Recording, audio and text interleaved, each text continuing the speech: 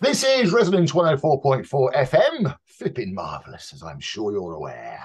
I'm Nick Hennigan, and welcome to another slice of Literary London, where we actually are going to we're staying in London, but we're talking about New York, amongst other places. Yeah, we are. We're also as well in Vision as well. Oh, if you're listening in stereo, you can probably see that. Yes, we're in Vision as well on bohemianbritain.com. And it's a great pleasure to welcome Esme White. Hello, Esme.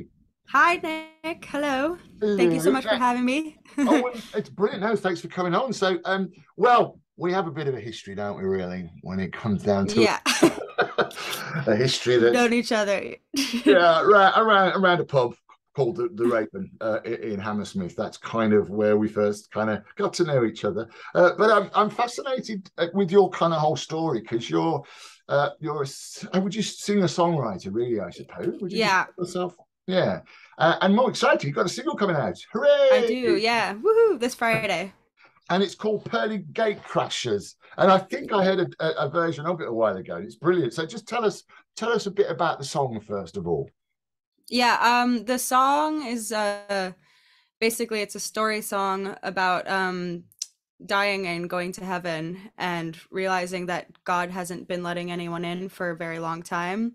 And so it's meant to be sung by like the choir of characters who are like locked outside of heaven. Yeah, so it's a general frustration song. I wrote it right as like lockdown was lifting for the last time, so like a year and a half ago, I think, something like that. And wrote I was it kind of like just put a lot of my frustration about everything being stagnated into a song, which was like yeah, just a sort of story to express how frustrated I felt at the time. So yeah. Yeah, it's a great premise. And we can tell from your accents, to quote Sting, you're not from these parts. I'm an alien. Yeah, I'm a I'm a legal alien. I am a legal alien. Yeah, I'm from New York City, born and bred. But I've been over in London for the past 4 years or something like that, I think. I did come over illegally at first, but then I liked it so much that I went back and got a work visa. yeah. So yeah. That's called coming for a holiday, I think, the first bit. Yeah. Going for a The holiday. first, well, I kind of came here on a holiday and I thought it would be easier to get illegitimate work and it really wasn't. So And what attracted you to? I mean, was it just you thought I'll go for a holiday and then, oh, blimey, this is interesting? Because New York's a fairly vibrant, happening place as well, isn't yeah. I felt quite claustrophobic there, I lived there my whole life and I knew like so many people there and I went to school for printmaking, like etching and stuff like that. And I just knew too many people from that. And also for my final etching project for school, this my mom's ex-boyfriend is this printmaker named Morris Payne, and he's a master printmaker, and he's from Hammersmith, and he offered for me to stay in his house for free after school in London. So that's kind of what promoted me to come over here. And plus, my dad is Canadian, so I could get a work visa through that. So it was kind of just like random, Like I didn't like have any attraction to London at first as a city. Yeah, I suppose. And of course, printmaking is quite big around these parts, around West London. Or William, Yeah. he had his place just down the road from where I am at the moment, as and saying the world corporate headquarters of the Maverick Theatre Company, yeah, or the Broom Cupboard as it's known. Yeah, Hammers was quite yes, that's interesting. And what sort of got you into the writing? I mean, is that something you've always done, or were your parents particularly musical? My yeah, I was kind of like I was not particularly musical, but my parents are both creative. They're like photographers, and I was always just like pushed to follow like my creative instincts from a young age. Usually it was drawing, but I got really into like stories, writing stories and stuff and poetry from a young age. And I did a bit of singing in high school for like a I was a like I was in a punk band. It wasn't really anything concrete though. But when I came over to London, I think I basically one of the first things I did when I came over here was buy a really old janky guitar, and I just started reteaching myself the limited kind of guitar that I knew, and just playing around with melodies. I wasn't doing anything like concrete though until lockdown, because I think that really gave a lot of like it gave a lot of people time to reset and focus on passions that they weren't uh, even thinking about beforehand. So yeah, Yeah, sometimes life can get in the way, really, can't it? yeah, Yeah, yeah. and so and you've actually started gigging as well. I mean, I say I know this. So how did that come about? That came about. I kind of just like practiced for a few months. I started going to open mics and was lucky enough to get like really good encouragement from there's a really great musical community here, especially for like folk music and sort of acoustic acts, which I never found that in New York as much. I think that's a lot more electronic or something like that. But there's a lot of really great songwriters over here, and they're all really encouraging and like nurturing of new people. So yeah, one of the like best places I've gone to is definitely the spiritual bar in Chalk Farm, because they had an open mic and I just did that, even though I think I was pretty bad at that one, but um they've like really encouraged me to keep going in the past year. So How important is that encouragement, do you think, in early careers? I mean, 'cause in a sense, it's still relatively early for you, isn't it? I mean, yeah, how important is that encouragement? And how do you think you would have done this if had your parents not particularly been artistic as a young woman yeah. that's I can't answer the second question because it's literally such a big part of my upbringing. Like my dad would like force me to draw like every day, stuff like that. So he wasn't particularly, he was a very creative person, but he kind of had a lot of pent up creativity. I think like he was a house painter. So like he like with stuff like that. So it's like I guess a creative parent who isn't able to do it themselves, so they force their kid to do it a little bit. Like yeah. But in terms of the question about sort of getting encouragement from venues and stuff like that, I think it's the most important thing because you get a sense of community and you get like a more comfortable place to hone your craft in, I think. Like, and you're allowed to make mistakes and everyone makes mistakes and you just have to keep going, keep trying harder. I expect, yes, it must take a certain amount of confidence, though, I guess, to Yeah. take that first step, really, if you're, say, a young music. I yeah, I think I kind of just dissociated the first time. I was like, I'm just not gonna think about it and just do it. And yeah, the it's been a really crazy good year actually, thinking back on it. And then you went back to college, to university, to I school. did. Yeah, Okay. I did. I did that during lockdown. Which so as soon as I finished that school course, that's when I started gigging. But I did. I went to ICMP for a year long like songwriting course. I don't know like really how I got in because I didn't really have that much material when I started out. You know, they were all like fragmented songs, but luckily they let me in, and that was like the best thing I could have done. I think for that like time when we were all doing nothing. You know, so like I was really lucky to have that kind of community too. Was it, presumably a lot of it was online during Oh lockdown. God, yeah, it was all online. It was like this. It was so weird. I don't think I've met half the people in my course. Yeah, I had that experience actually at the Edinburgh Festival last year when I two people who I knew quite well from Zoom. I just realised they got legs. Oh Yeah.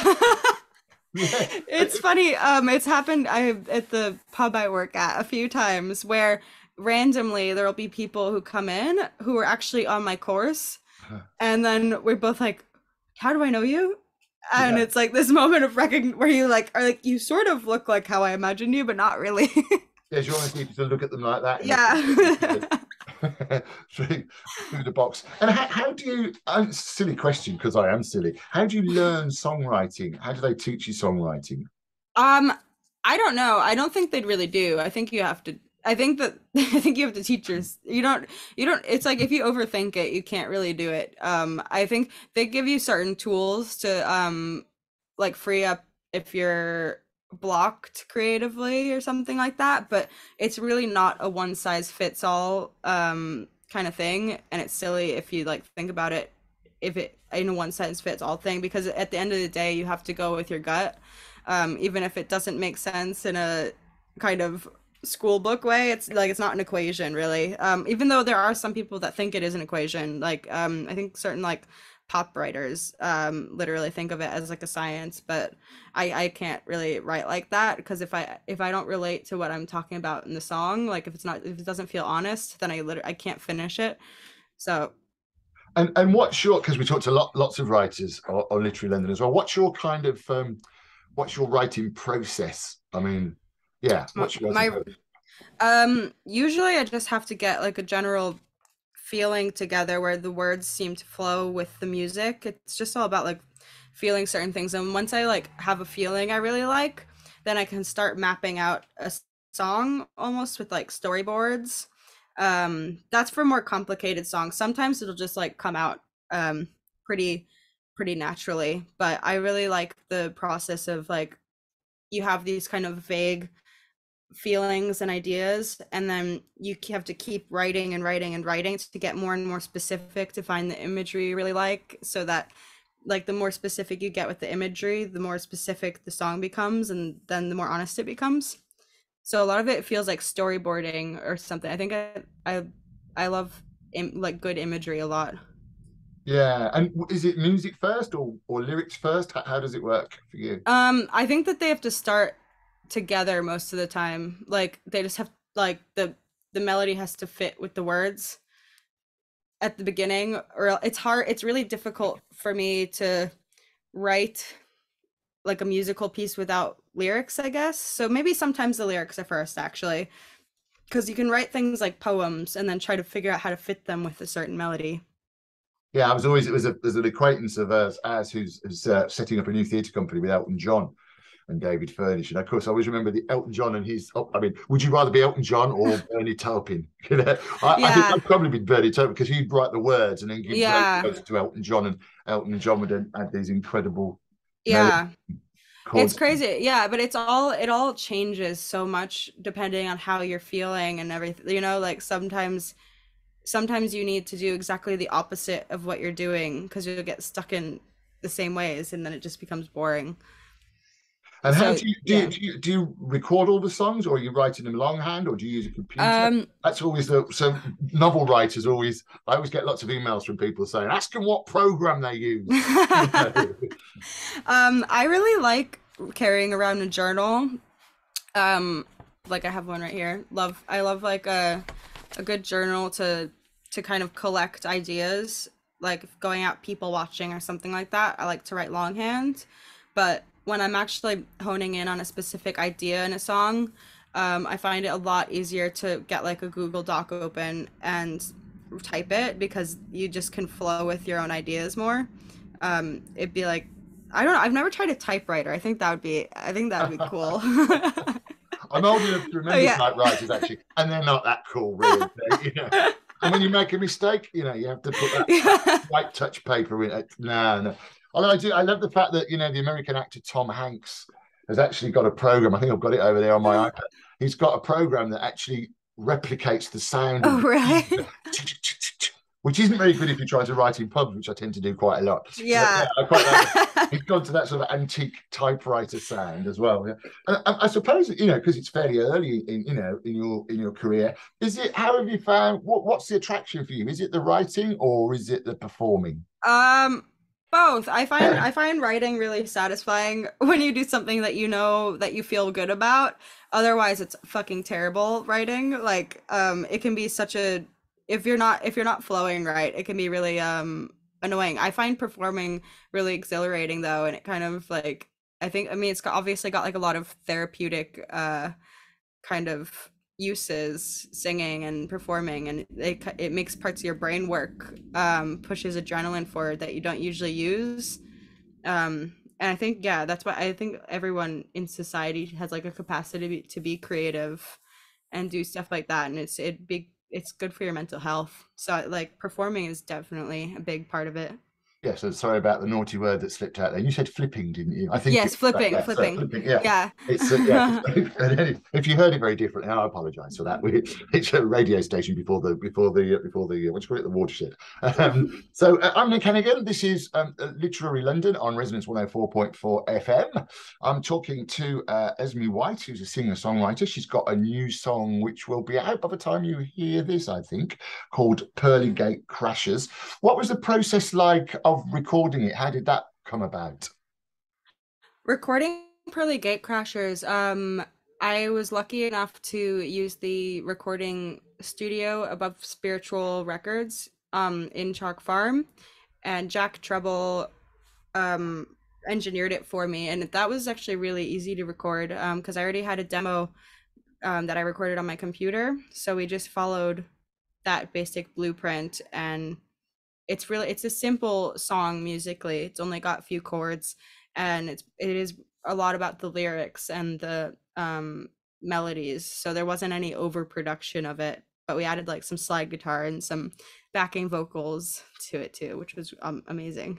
And how much is technology? Well, that's just a difficult question to ask because you're still like a young woman without being ageist. Yeah. How much does technology? I always remember. I think it was a band called Apache Indian back in the 80s. They had a number one with Spaceman. I can't remember now, but the kind of whole narrative around that song, it was a really good song, was that he'd recorded it on his own in his bedroom, multi-tracking on a computer, and that was radical. Like 20 years ago, Yeah. 30 years ago. I guess because you've grown up with it, I guess does technology play a part in the creation? Uh, it does. With it makes me feel more finished about a song if I can record a little demo on my computer, even if it's not perfect. You can figure out certain tones and textures that you would like to come through in it. And it's because I think our world right now with music, we hear most music in a non-live setting, so it is kind of essential to have those recorded versions of songs, uh, just because our brains are so ingrained to listen to music in that way right now. I know as well you were talking about the therapeutic side of songwriting as well, because there's a lot of, without getting too political, there's a lot of talk at the moment about art being cut in schools and art education being cut in schools. I presume that's not something you think is a particularly good idea. No, no, that's awful. I think everyone needs creative juices, no matter what profession you're is. Like creative thinking keeps people interested in being alive.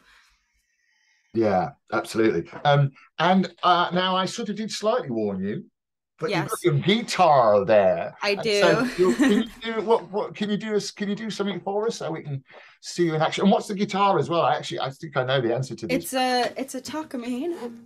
Yeah, and you like that particularly. It's a Takamine. I don't know how to pronounce it really. New Yorker. It's my first guitar over here. Basically, I like when I started gigging over here. I didn't actually have a I didn't have a guitar, so this was a emergency buy last year. Well, and what are you going to do for us Maybe now? I'll do the. Should I do the single? I'll do a Sure. version of it. Yeah, I'll try. I'll do that now and Okay. get I'm gonna taste of it. mute myself as well so I don't. Okay.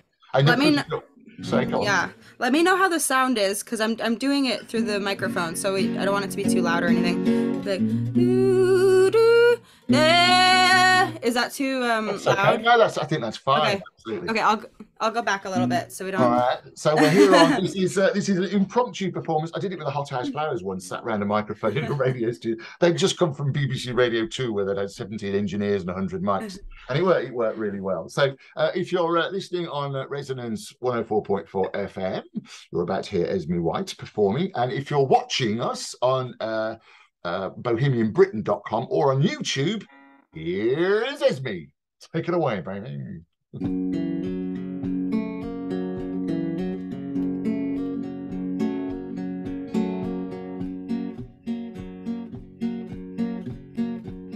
I died one night quite peacefully, oh, lying in my sleep.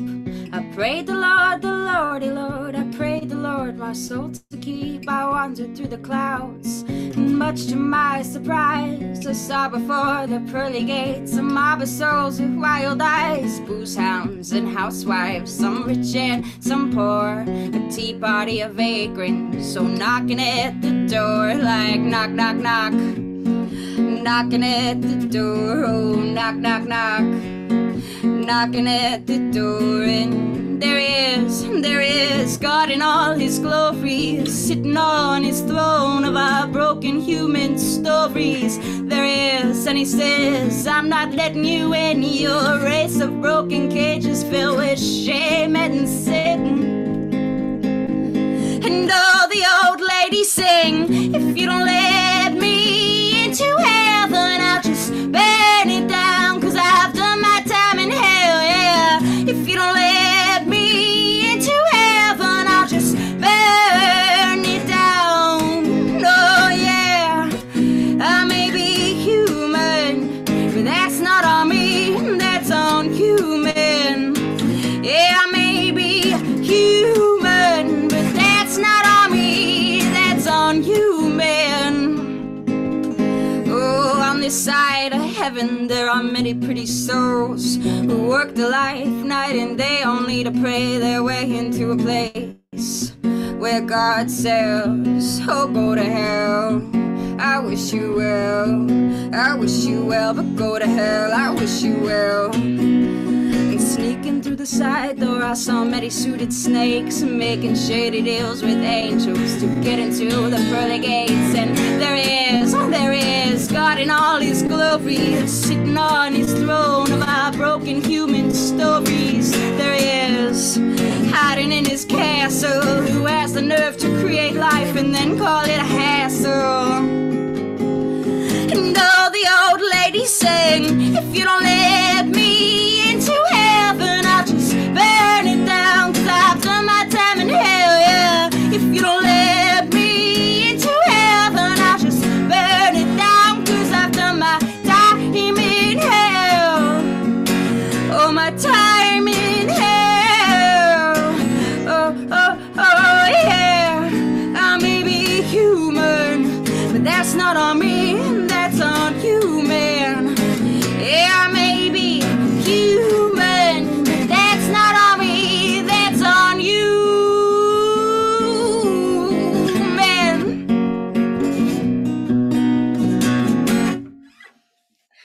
Hey, hey. Well, no, that's fantastic. That's got to be the most basic recording of that song that anyone's going to hear. That was brilliant. Esme White singing "Pearly Gate Crashers" live, as 'twere, on the old Zoom call. Actually, it's not a bad quality song.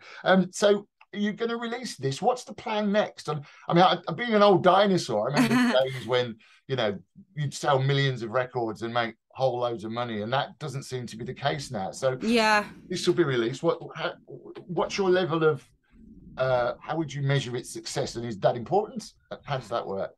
I'm not sure. I've never actually self-released any music, so it's all new to me too. I guess I'm just hoping that a few people resonate with the lyrics. Like if anyone if it makes anyone feel anything inside of them, I could consider that a success. So I'm not thinking too much about kind of world domination or anything like that. And yeah, hopefully I'll get to like just keep performing in the next few months. And I'm also like recording. I'm trying to record an EP right now, so I'll release that afterwards. Yeah, and it's not a physical record anymore. It's a download, presumably. Yeah, it's like everything's online. It's Spotify, Apple Music, and all that stuff. We're actually on Spotify as well. So say hello, Spotify. Did you hear that, Spotify? We're on. Yeah, that's I'm still looking for the 70s. And so, what about you? Presumably you'll continue gigging. How's that side of things going? Yeah, the gigging is going great. I'm gonna start doing stuff with a band soon, just because it like having a kick beat or something like that really does serve the song a lot. But keep gigging, just keep on working. I'm kind of new to like all this like vocal technique and stuff like that, so a lot of it is just keep practicing, keep trying to get better. Yes. And any plans to perform back in New York? If I go back soon, yeah, I would love to. I'd love to perform in New York, New Orleans, all across America. Yeah. uh, yeah, no, I should book some. I want to try. Actually, I do want to try to book. Since we are so close to everything over here, like try playing like Scotland or France or any like all the anywhere nearby. You know. Yeah, it's a slightly different scene over. Mind you, at the moment we won't get Yeah. political again, but since the EU, I think you have to. Yeah. Europe's a bit difficult, but no, I mean that's kind of a good thing to do. And are you still performing at Chalk Farm? Yeah. I'm performing there tomorrow, actually. Is that a regular thing? Can people see you there at any particular time, or is it? Yeah, it's a different day, but I do play there most weeks. It just depends when Raf books me. And what was the To club book. called again? It's called Spiritual Bar. It's on Ferdinand Street. Yeah, On Chalk Farm. they've got really a lot of really great talented musicians in there. So I'd highly recommend it if you're looking for like a songwriting circle night out. Yeah, absolutely. And you'll be there as well. And if anyone wants to know any more, how can they find out more about Esme White? Right now, my main apparatus for social stuff is Instagram. So it's ESMEWHITE_, and that's my Instagram. And soon my Spotify is gonna go live, so that'll be cool.